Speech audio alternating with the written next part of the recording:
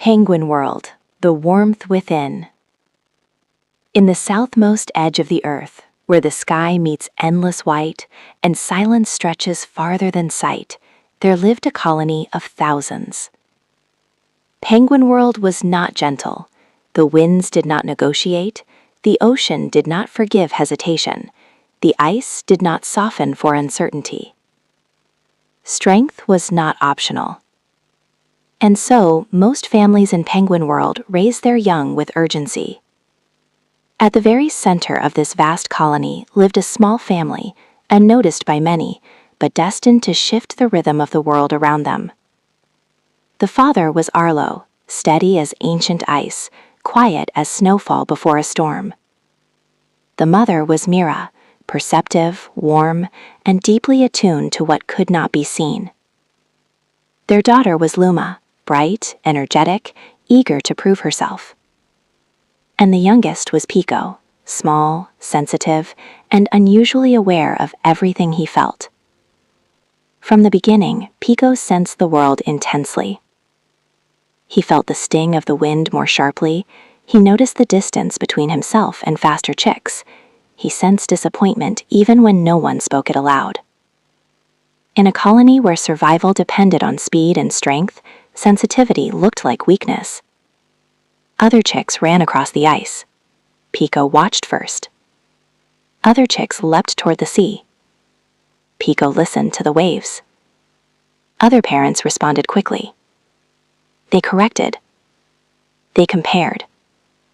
They instructed loudly over the wind. It came from fear that their child might fall behind in a world that did not wait. But Arlo and Mira had chosen a different understanding of strength. They believed something radical for Penguin World, that awareness is the root of resilience. So when Piko stumbled and froze in embarrassment, Arlo did not rush to fix him. When Piko hesitated near the water, Mira did not disguise her anxiety as urgency. Instead, they lowered themselves to his level. Not physically alone, but emotionally. They allowed silence. And in that silence, Piko began to notice his inner world. He learned that fear was a sensation, not a definition. He learned that embarrassment was a wave, not an identity. He learned that thoughts could be observed instead of obeyed. This was not common teaching in Penguin World. But it was powerful. As seasons shifted, so did expectations. Luma grew stronger and faster. She admired her brother but did not understand him. She wanted him to hurry. She wanted to match the pace of the others. Around them, tension increased. Whispers of comparison drifted through the colony like snow. He must be braver. He must be tougher. The ocean will not wait. Even the bright duck, Quoro, echoed these anxious rhythms, repeating the loudest fears he heard. Pressure began to close in. For the first time, doubt entered Arlo's mind. Doubt entered Mira's heart. Were they being too gentle in a world this harsh? Then the storm came. It arrived without warning. The sky darkened in minutes. The wind roared like a living force. Snow lifted violently from the ground, blinding sight. The colony collapsed into a massive huddle, bodies pressed tight, survival instinct overriding individuality. Inside the huddle, panic spread. Chicks cried out, parents shouted over the storm. Fear multiplied. Piko's body trembled uncontrollably. His breath shortened, his chest tightened. The storm outside was fierce, but the storm inside and felt unbearable.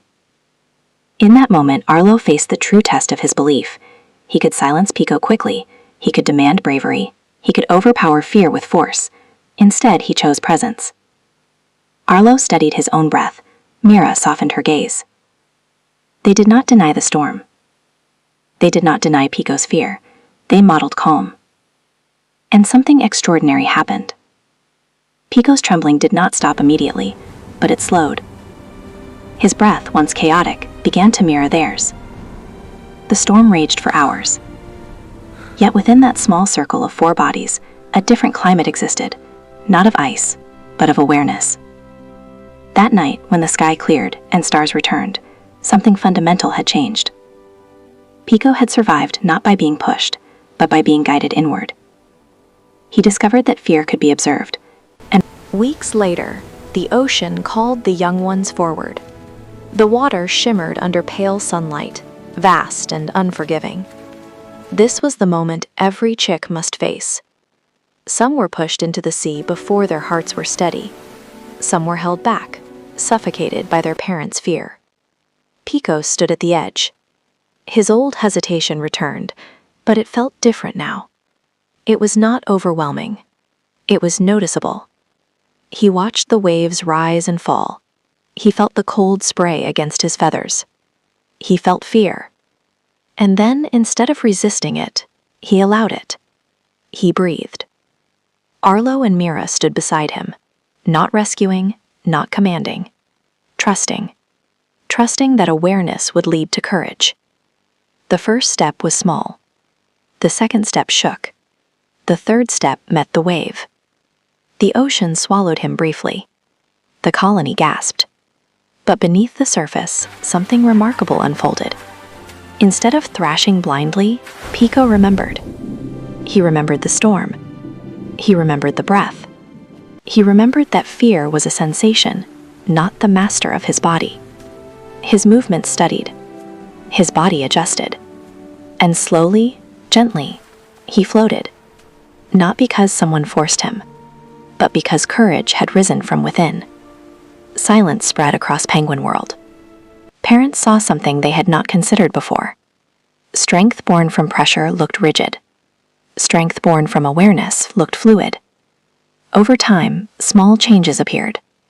A parent paused before shouting. Another allowed a chick to try again without comparison. The duck, once an echo of anxiety, began reflecting calm phrases instead. Luma began to understand her brother's quiet strength. And Piko, once the most hesitant, became the most centered. One day, a smaller chick trembled at the water's edge. The colony waited for the usual urgency. But Piko did something else. He stood nearby, calm, breathing slowly, allowing space. The smaller chick studied, not from instruction, but from presence. And that is how Penguin World began to transform. Not dramatically, not loudly, but deeply. The ice never warmed. The storms never stopped. The ocean remained vast and unpredictable. But something greater than climate had shifted. In the coldest place on Earth, a family had proven that conscious presence creates unshakable strength. That children do not need fear added to a fearful world. They need awareness. They need example. They need calm in the center of chaos. Arlo and Mira did not change Penguin World by controlling it. They changed it by embodying the warmth they wished to see. And that warmth, once awakened, spread farther than the wind could ever carry snow. Because the greatest survival skill is not force. It is consciousness. And in Penguin World, the deepest warmth was never in the sun. It was always within. Moral: true strength grows from calm awareness, not from fear or force.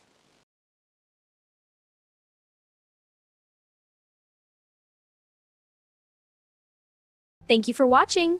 Like, share, comment, and subscribe for more videos.